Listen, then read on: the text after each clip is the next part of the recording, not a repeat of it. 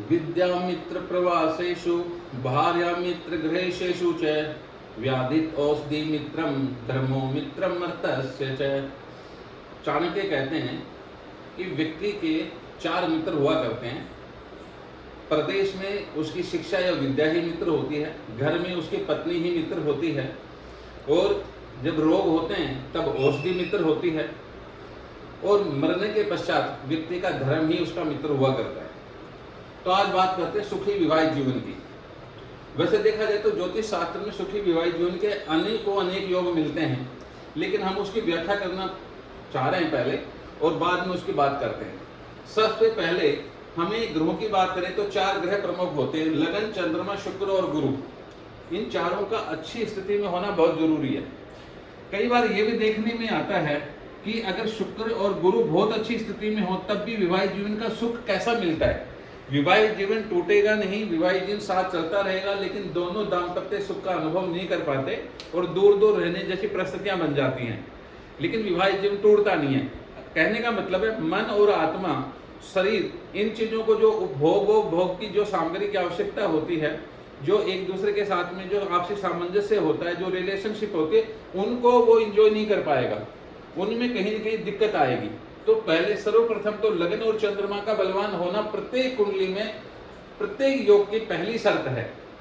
उसके बाद में दूसरों गुणों की बात करते हैं। इधर बात करें तो लगन, द्वितीय, चतुर्थ, सप्तम, अष्टम और जो द्वादश भाव हैं, इनका विचार प्रमुख रूप से किया जाता है। मोटे तौर पे कहें तो ज्योतिष शास्त्र का एक नियम है, यो यो भाव स्वामी दृष्टो युतोर्वा शुभम स्यात् तस्य तस्य भाव फल वृद्धि। अर्थात किसी भी भाव का स्वामी, मान लो कि सेकंड हाउस में 5 नंबर राशि है और सूर्य यहीं बैठा हुआ है, या सूर्य अष्टम में बैठ करके भी 7वें भाव सेकंड हाउस को देखता है। इसी प्रकार से चतुर्थ भाव में अगर हम बात करें तो कर्क लगन की कुंडली बन गई। तो इस प्रकार से हम देखें तो एक आधार है हमारे पास। अगर हम यहाँ पर शुक्र को यहाँ बैठा दें, शुक्र को यहाँ बैठा दें, शुक्र को यहाँ बैठा दें, तो फोर्थ लॉर्ड फोर्थ हाउस में ही होगा, ऐसी स्थिति में अच्छा होगा। लेकिन हम सभी जानते हैं कि सूर्य से शुक्र कभी भी इतनी दूरी पे होता नहीं है, 3 भाव आगे पीछे हो सकता है। तो सूर्य यहाँ पर होगा तो शुक्र जो है वो 4th हाउस में ही बैठ सकता है, 11th हाउस में कभी बैठ नहीं सकता। इसी प्रकार से सप्तमी सप्तम को देखता हो, अगर मान लीजिए कि शनि यहीं स्थित हो, शनि 5वें भाव में स्थित हो, शनि लगन में स्थित हो, शनि 10th हाउस में स्थित हो, तो ऐसी स्थिति में भी सप्तमी सप्तम को देखेगा। तो सुखी विवाहित जीवन का अर्थ यहाँ है कि विवाहित जीवन में परेशानी नहीं होगी। विवाहित जीवन का जो भी कालखंड है, यानी कि जीवन मृत्यु तक दोनों ही साथ रहेंगे, ऐसी स्थितियां बनेंगी।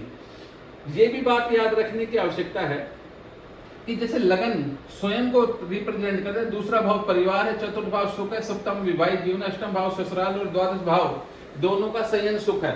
इनमें से किसी पर भी पाप प्रभाव होने मात्र से भी दोनों के बीच में आपसी तालमेल में कमी देखी जाती है।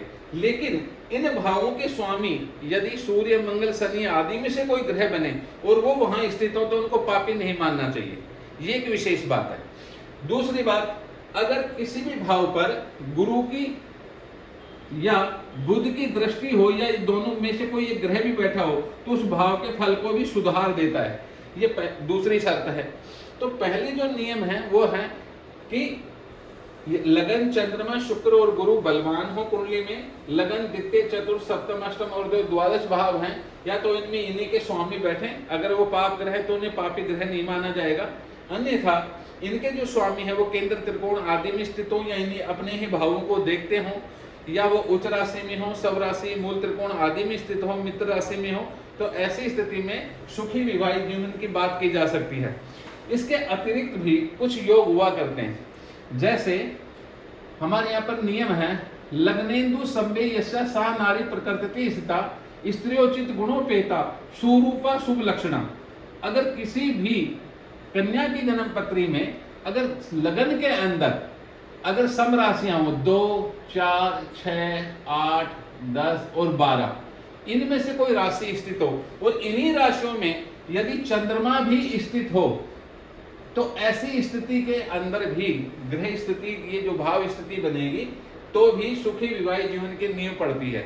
इसके अतिरिक्त अगर जीवे तत्राति संपन्ना पुत्र पौत्र सुखान्विता, अगर यहाँ पर अगर गुरु बैठा है किसी की जन्म पत्री में, लेकिन ये शर्त है कि इन्हीं राशियों में बैठे, इसके अतिरिक्त अगर गुरु बैठे तो धनु राशि में भी अगर बैठने मात्र से भी देखा है कि ऐसे में थोड़ी जिद और अड़ियलपने के कारण विवाहित जीवन में दिक्कतें देखी जाती हैं। लेकिन अगर सम राशियों में हो, इसके अतिरिक्त अगर चंद्रमा अगर इन्हीं राशियों में पक्ष बली होकर के बैठा है, या बुध हो या शुक्र ही स्थित हो जाए लगन में, तो ऐसी स्थिति में भी सुखी विवाहित जीवन की बात करते हैं। दूसरी बात, 8वां स्थान जो है वो पति पत्नी में बिछोह का कारण है, सेपरेशन का कारण है। अष्टम भाव पर शुभ ग्रहों की स्थिति होना, दृष्टि होना और अष्टमेश का भी अच्छी स्थिति में होना, अष्टम भाव को देखना भी सुखी विवाहित जीवन की नींव रखता है। तो इस प्रकार से हम कह सकते हैं कि 4 ग्रह प्रमुख ग्रह हैं, लगन, चंद्रमा, शुक्र और गुरु, और हमारे पास 6 भाव जो हैं, लगन, द्वितीय, चतुर्थ, सप्तम, अष्टम और द्वादश, ये 6 भाव प्रमुख रूप से जो हैं वो बलवान होने चाहिए। ऐसी स्थिति में सुखी विवाहित जीवन की नींव पड़ती है। दूसरा, कुछ राशियों के आधार पे, क्योंकि हमारे यहाँ पर एक बात कही गई, सम राशियां जो हैं वो सौम्य कहलाती हैं, स्त्री राशियां कहलाती हैं। इन राशियों का अगर लगन हो और उनमें अगर शुभ ग्रहों की स्थिति हो तो उसमें भी प्रमुख रूप से चंद्रमा की स्थिति को बहुत ज्यादा महत्व दिया गया। उसके अतिरिक्त बुध और शुक्र और गुरु में से भी कोई अगर लगन में बैठता है इन्हीं सम राशियों में, तो भी सुखी विवाहित जीवन होने की पूर्ण गारंटी होती है। इसके अतिरिक्त भी कुछ योग होते हैं, उन योगों का जो फल है वो विशेष प्रकार से घटित होता है। लेकिन हमने ये भी देखा है कि बहुत सारे लोगों का जो विवाहित जीवन है वो पाप ग्रहों की स्थिति होने के बावजूद भी बहुत अच्छा देखा गया। उसके पीछे एक कारण है। महर्षि पराशर जी भी आगे चल के एक बात कहते हैं, वो कहते हैं कि जब विपरीत परिस्थितियां हों एक की जन्म पत्री में और दूसरे की जन्म पत्री में भी यदि विपरीत परिस्थितियां हों, तो ऐसे में क्या है, माइनस माइनस प्लस हो जाता है। विषस्य विषम औषधि, विष की औषधि विष ही है। तो ऐसी स्थिति, मान लीजिए किसी के सप्तम भाव में गुरु नीच का है, तो इसको हमने द्विभाग या योग, ये खराब स्थिति कहा। लेकिन उसके हस्बैंड की कुंडली में भी सप्तम भाव में गुरु स्थित हो और वो या तो शत्रु राशि में हो या नीच राशि में, तो ऐसी स्थिति विवाह को तोड़ेगी नहीं बल्कि विवाह को जोड़ देगी।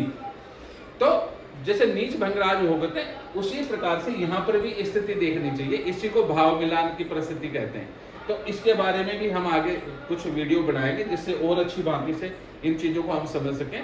फिलहाल एक बात करते हैं कि सुखी विवाहित जीवन के लिए हमारे पास 4 ग्रहों का, लगन का, चंद्रमा, शुक्र और गुरु का बलवान होना आवश्यक है। इन 6 भावों की स्थिति का अच्छा होना आवश्यक है।